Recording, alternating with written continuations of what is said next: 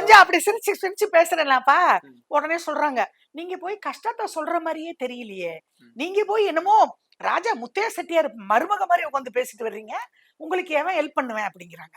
ஏப்பா, என் கவலையை நான் மறக்க வேண்டாமா? யாருமே பேசாததை நான் பேசிட்டு என்ன ஏன் இப்படி பழி வாங்குறாங்க?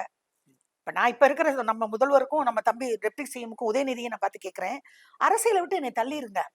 நான் மன்னிப்பு கூட கேட்டேன் உங்களை. நான் அது உலகத்துல யாரும் பேசாத நான் பேசல.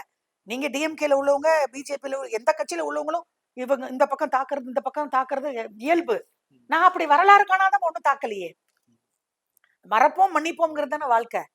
Fast is fast. நானும் ஜெயலலிதா அம்மா செத்ததுல இருந்து பேட்டி கொடுத்துக்கிட்டு இருக்கேன். இன்னும் என்னை இப்படி ஒருவேளை நான் தற்கொலை பண்ணிட்டு சாகட்டும்னு நினைக்கிறாங்களா? அந்த அளவுக்கு நான் வந்து உங்களுக்கு விரோதியா? என்ன எவ்வளவோ பேர் இருக்காங்க தமிழ்நாட்டுல, யாரையும் பத்தி பேசலையா? அதனாலதான் தம்பி எல்லாருமே என்ன சொல்றாங்க தெரியுமா பாண்டியா, நீங்க அரசியல்னாலதான் நீங்க அழிஞ்சு போயிட்டீங்கன்னு விஜயகாந்த் பிரேமலதாவே சொல்லுதே, அப்புறம் என்ன பண்ண சொல்றீங்க?